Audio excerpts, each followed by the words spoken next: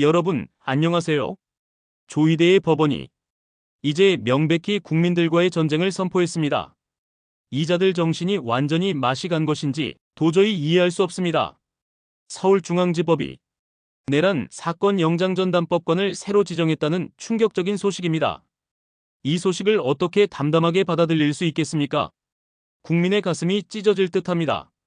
남세진 부장판사와 이정재 부장판사, 이 두 사람이 2월 정기인사 전까지 임시로 내란 영장 재판을 맡는다고 합니다.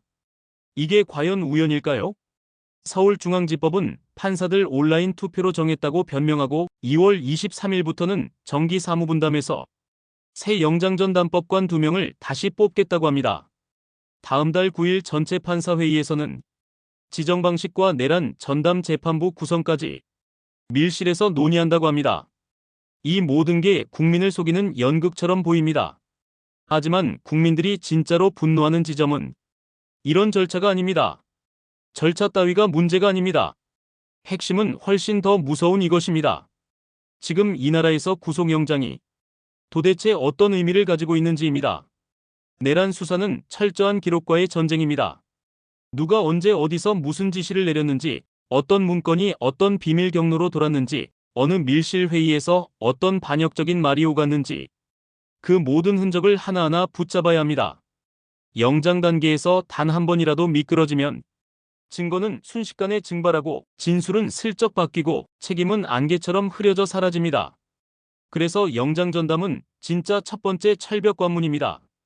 수사의 속도와 방향, 심지어 성패를 좌지우지하는 절대적인 문지기입니다. 그 문지기가 누구냐는 질문은 법원의 독립을 흔들려는 음모가 아닙니다. 오히려 법원의 마지막 남은 신뢰를 간신히 지키려는 절박한 외침이어야 합니다. 남세진 부장판사와 이정재 부장판사가 지금까지 어떤 결정을 내려왔는지는 이미 만천하에 드러난 치욕적인 사실입니다. 남세진 부장판사는 지난해 7월 윤석열의 구속영장을 발부한 전력이 있지만 곧바로 직무집행정지 재판부가 구속을 취소해 석방시켰다가 다시 영장이 발부되는 코미디 같은 흐름을 만들었습니다. 그런데 같은 남세진 부장판사는 박성재에 대해 두 번째 구속영장을 혐의 다툼 여지가 있다는 터무니없는 이유로 기각했습니다. 이정재 부장판사는 내란 중 유인무 종사 혐의의 추경호 구속영장을 지난달 3일 또다시 기각했다고 합니다. 반면 다른 사건에서는 임성근에게는 영장을 발부한 이중잣대가 국민의 눈에 선명하게 보입니다. 문제는 바로 여기서 폭발합니다.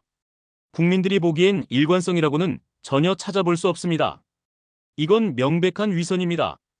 엄중한 국가반역 사안에서는 철저하게 엄중하게 증거인멸 우려가 명백한 경우에는 한치의 망설임 없이 엄격하게 판단해달라는 당연한 요구가 왜 이렇게 외면당해야 합니까? 내란 사건은 그 자체로 헌법을 짓밟는 국헌문란 사건이고 권력의 핵심 인물들이 국가 시스템을 어떤 방식으로 악용했는지가 최대 쟁점입니다. 그런데 영장 단계에서 기각이 연쇄적으로 터지면 수사는 질질 끌리고 증거 자료는 산산조각 나고 피의자들은 밖에서 자유롭게 입을 맞추며 시간을 벌게 됩니다. 국민들은 이 끔찍한 장면을 이미 너무 오래, 너무 고통스럽게 지켜봤습니다. 그래서 영장 기각이 반복될 때마다 이게 정말 법원다운 판단인가? 라는 분노와 절망의 질문이 산처럼 쌓여갑니다. 여기에 기름을 붓고 불을 지핀 건 바로 최근의 법원 판결이었습니다. 이진관 부장판사가 한덕수에게 징역 23년을 선고하면서 12.3 비상계엄은 명백한 국헌문란 목적의 내란이라고 단호하게 못 박았다는 보도가 터졌고 그 판결문은 구체적인 이유를 낱낱이 설시하며 권력의 범죄를 강도 높게 규탄했다고 합니다. 결국 시간이 흐르며 드러난 진실은 국민들이 과장해서 화를 낸 게 결코 아니라는 것입니다.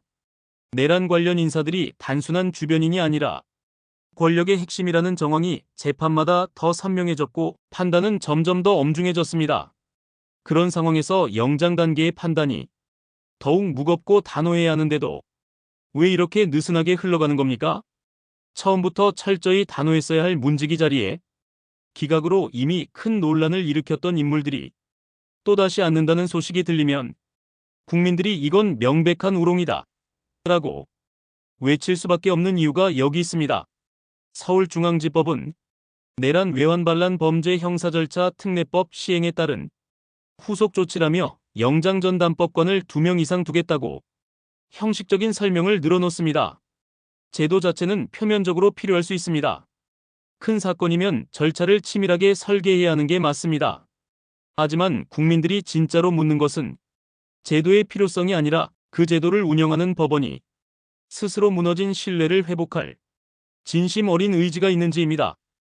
영장판사 임기가 1년이라 2월 인사에서 4명이 모두 교체된다는 말까지 나오는데, 그렇다면 법원은 더욱더 국민이 납득하고 분노하지 않을 투명하고 공정한 기준을 보여줘야 합니다.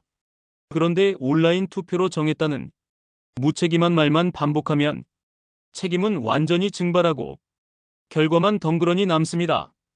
그 결과가 국민의 상식과 눈높이와 정면으로 충돌하면 법원은 또 오해다, 왜곡이다라고 변명할 셈입니까? 그런 태도로는 신뢰가 영원히 돌아오지 않습니다. 조이대 체제의 법원이라는 치욕적인 말이 왜 입에서 입으로 퍼지겠습니까? 이건 사법부 전체를 싸잡아 욕하려는 악의적인 감정이 결코 아닙니다. 국민들은 그 반복되는 끔찍한 장면을 뼈저리게 기억하고 있습니다. 내란 수사의 결정적 순간마다 어김없이 제동이 걸리고 그 제동이 결국 어떤 파국적인 결론을 낳았는지 모두 똑똑히 목격했습니다. 구속영장이 기각되고 시간이 흘러가고 뒤늦게 증거인멸 의혹이 폭발하고 재판은 끝없이 길어지고, 그 긴 시간 동안 국민들은 끝없는 불안과 타오르는 분노를 억누르며 견뎌야만 했습니다. 그 과정에서 법원이 국민의 기본 상식과 완전히 동떨어져 보이는 순간들이 쌓이고 쌓여서 결국 사법개혁을 부추기는 건 바로 판사들 자신이다라는 절규 같은 말이 나오게 된 겁니다.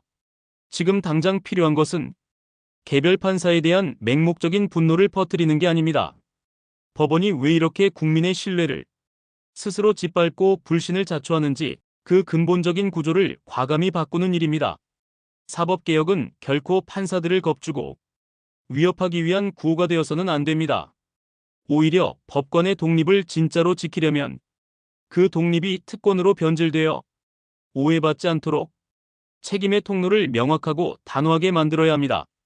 국회의원은 잘못하면 다음 선거에서 국민의 무자비한 심판을 받습니다. 국민이 직접 뽑지 않는 공직자라면 그에 상응하는 더 강력한 심판 장치가 반드시 있어야 균형이 맞습니다. 판사는 판결로 말한다고들 합니다. 맞는 말입니다. 하지만 그 판결과 영장 판단이 국민의 상식과 반복적으로 고의적으로 어긋난다면 사법부는 더 이상 판결로 말한다는 방패 뒤에 숨을 수 없습니다. 그 순간부터 왜 그런 판단이 나왔는지 하나하나 낱낱이 설명할 도덕적 법적 의무가 따라옵니다. 이유가 투명하게 공개되고 기준이 쌓이고 쌓여서 누구나 납득할 수 있는 원칙이 형성되어야 합니다. 그래야만 다음 판단이 진정한 설득력을 가집니다. 지금 국민들이 요구하는 진짜 책임은 개인을 향한 복수나 보복이 아닙니다. 무너진 법원을 다시 국민의 신뢰 위에 굳건히 세우라는 절박한 외침입니다. 영장을 기각한 판단이 결과적으로 사회에 돌이킬 수 없는 피해를 키웠다면 그 판단의 논리가 무엇이었는지 더욱 철저하고 엄격하게 검증받아야 합니다. 그 검증은 제도 안에서 당연히 이루어져야 합니다. 상급심의 냉정한 판단, 징계 절차의 가동, 사무분담의 철저한 공정성, 전담 배치 기준의 완전한 투명성, 이 모든 장치가 빈틈없이 작동해야 합니다. 그런데 그런 장치들이 전혀 보이지 않으니 국민의 분노가 폭발하는 겁니다. 법원은 법관의 독립이라는 성스러운 말을 방패 삼아 모든 정당한 질문을 막아서는 안 됩니다. 독립은 책임과 때려야 뗄 수 없을 때만 진정으로 존중받습니다. 내란이라는 초대형 사건은 그냥 몇 사람 처벌하고 끝낼 일이 절대 아닙니다. 국가 시스템이 어떻게 순식간에 무너질 수 있는지, 권력이 공공기관을 어떻게 사적인 도구로 전락시킬 수 있는지, 그 도구화가 얼마나 처참한 참사를 불러오는지 모든 것을 뼈아프게 드러내야 합니다. 그래서 영장 단계부터 철저히 단호해야 하고, 사법부가 조금이라도 흔들리면 사회 전체의 도덕적 기준마저 무너집니다. 그런 중대한 사건의 영장 전담을 이미 논란과 불신을 불러온 판사들에게 또다시 맡겼다는 인상이 강하게 들면 그 자체가 사법부에 대한 치명적인 도전이 됩니다. 국민이 이렇게까지 분노하는 이유는 너무도 간단하고 명백합니다. 법원이 국민을 지켜주는 최후의 보루가 아니라 권력자들의 귀중한 시간 벌기 장치로 보였던 순간들이 있었고 그 치욕적인 기억이 아직도 생생하게 가슴을 태우고 있다는 겁니다. 이쯤 되면 답은 단 하나로 모입니다. 사법개혁은 이제 더 이상 미룰 수 없는 절대적 과제이며 무조건 완수되어야 합니다. 내란 수사와 재판이 조금도 흔들리지 않도록 전담 체계를 철저하고 빈틈없이 세워야 하고 그 체계가 국민의 신뢰를 온전히 얻도록 배치 기준과 판단 기준을 완전히 투명하게 누구나 납득할 수 있게 만들어야 합니다. 무엇보다 법 앞의 평등이 그냥 빈말이 아니라 실제 장면으로 행동으로 보여야 합니다. 국회의원은 국민의 투표로 무자비하게 심판받습니다. 판사는 투표로 심판받을 수 없으니 그만큼 제도적 책임 구조가 훨씬 더 강력하고 엄격해야 합니다. 그게 진짜 민주주의이고 그게 진짜 법치입니다. 국민을 우습게 보고 우롱한 대가는 반드시 제도 안에서 철저하게 치러지게 해야 합니다. 그래야만 다시는 내란 같은 반역적인 범죄를 꿈꾸는 자들이 법의 틈새를 계산하며 웃지 못하게 됩니다. 그리고 그래야만 사법부가 스스로를 진정으로 지키는 길이 열립니다. 이 문제를 영장 판단은 재판과 다르다는 억지 변명으로 가볍게 넘기려는 순간부터 법원은 스스로의 신뢰를 한 조각씩 깎아먹게 됩니다. 영장은 유죄 판단이 아니라는 말 맞습니다. 하지만 그렇다고 영장이 하찮고 가벼운 절차라는 말입니까? 절대 아닙니다. 특히 내란처럼 국가 권력과 공권력이 뿌리 깊게 얽힌 사건에서 영장은 사실상 수사의 숨통을 틔우거나 완전히 조이는 생명줄 같은 장치입니다. 2단계에서 방치된 시간은 곧 피의자들에게 주어지는 귀중한 정리 시간이 됩니다.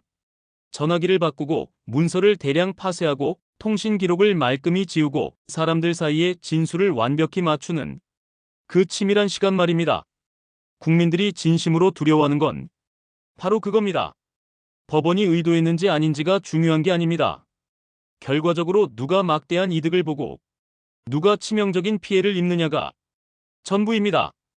영장 기각이 계속 반복될수록 내란 관련자들은 여유롭게 숨을 돌리고 수사는로 분산되고 국민만 지치고 절망하게 됩니다. 그 사이에 법은 대체 누구 편이냐는 분노의 질문이 하늘을 찌릅니다. 그러니 법원은 지금 당장 분명하고 단호한 기준을 내놓아야 합니다. 내란 사건 영장 판단에서 가장 중요한 요소가 무엇인지, 증거인멸 우려를 어떻게 철저히 평가하는지, 관련자들의 지위와 영향력을 어떻게 냉정하게 반영하는지, 그 모든 원칙을 공개된 결정문과 투명한 절차로 하나하나 쌓아가야 합니다. 이제 더 이상 미룰 수 없습니다. 이제 한 유명 정치학 교수의 뜨거운 반응을 들어보시죠. 그는 이 글을 읽고 가슴이 터질 듯한 분노와 함께 깊은 학문적 통찰을 쏟아냈습니다. 이 글을 읽는 순간 가슴이 철렁 내려앉았습니다. 정치학자로서 30년 넘게 민주주의와 법치의 위기를 연구해왔지만 이렇듯 생생한 절규를 만난 적은 드뭅니다. 조이대 법원이 국민과 전쟁을 선포했다는 표현, 너무 과격하다고 생각할 수 있겠지만 저는 오히려 부족하다고 느낍니다. 이건 단순한 사법 불신이 아닙니다. 민주주의의 근간이 흔들리는 결정적 순간입니다. 법원이 권력의 방패가 되는 순간 국가는 이미 반쪽이 됩니다. 내란 영장전담 판사 지정 소식, 온라인 투표로 정했다는 말, 이 모든 게 국민을 우롱하는 코미디로 보입니다. 왜냐하면 투표의 주체가 바로 그 불신의 중심에 있는 판사들이기 때문입니다. 남세진, 이정재 부장판사, 그들의 과거 판단은 이미 국민의 뇌리에 지울 수 없는 상처로 남아 있습니다. 윤석열 영장 발부와 취소의 반복, 박성재 영장 기각, 추경호 영장 기각, 이 모든 게 우연일 리 없습니다. 정치학적으로 볼 때 이건 명백한 선택적 정의의 전형입니다. 권력의 방향에 따라 영장이 발부되거나 기각되는 이중잣대가 작동하고 있습니다. 내란 수사는 기록과의 전쟁이라고 했죠. 맞습니다. 하지만 더 본질적으로 이건 권력과 국민 사이의 신뢰 전쟁입니다. 영장이 기각될 때마다 국민은 패배감을 느낍니다. 증거인멸의 시간, 진술 조작의 시간, 이 모든 게 법원의 느슨한 문지기 역할 때문에 가능해졌습니다. 이건 단순한 절차 문제가 아닙니다. 민주주의의 생존 문제입니다. 이진관 부장판사의 한덕수 판결, 징역 23년과 함께 12.3 사태를 국헌문란 내란으로 못 박은 그 판단. 이게 바로 법원이 제 역할을 할 때의 모습입니다. 왜 영장 단계에서는 이런 단호함이 사라지는 걸까요? 정치학 교과서에 나오는 사법의 정치화라는 개념이 바로 지금 한국에서 적나라하게 펼쳐지고 있습니다. 법원이 정치 권력의 연장선이 될 때 민주주의는 후퇴합니다. 역사적으로 모든 독재의 시작은 바로 사법부의 굴복에서 비롯됐습니다. 국민들이 우롱이라고 외치는 이유, 저는 완전히 이해합니다. 왜냐하면 그건 단순한 감정이 아니라 냉정한 정치적 판단이기 때문입니다. 법원이 국민의 상식을 외면할 때 국민은 스스로 정의를 찾으려 합니다. 그게 바로 혁명의 씨앗입니다. 온라인 투표, 밀실론의 이 모든 절차가 투명성을 가장한 불투명입니다. 정치학에서 말하는 책임 회피 메커니즘의 전형입니다. 누구도 책임지지 않고 결과만 국민에게 떠넘기는 구조. 조이대 체제라는 표현, 저도 동의합니다. 이건 개인에 대한 공격이 아니라 체제 전체에 대한 경고입니다. 대법원장이 사법부의 방향을 결정짓는 현실에서 그의 책임은 막중합니다. 국민이 직접 뽑지 않는 판사들, 그들의 권력은 더 큰 책임과 함께해야 합니다. 국회의원은 선거로 심판받지만 판사는 제도적 심판 장치가 필요합니다. 그게 바로 사법개혁의 본질입니다. 영장 판단은 재판과 다르다는 변명, 이건 터무니없습니다. 영장은 수사의 문입니다. 문이 느슨하면 범죄는 숨통을 얻고 국민은 불안을 키웁니다. 정치학자로서 가장 두려운 것은 국민의 법 불신이 제도 불신으로 확산되는 순간입니다. 그때부터 민주주의는 형식만 남고 내용은 사라집니다. 이 글에서 말하는 법 앞에 평등, 이건 추상적 구호가 아닙니다. 실제 장면으로 보여져야 합니다. 권력자가 영장 기각으로 시간을 벌 때 서민은 즉시 구속되는 현실, 이게 바로 불평등의 증거입니다.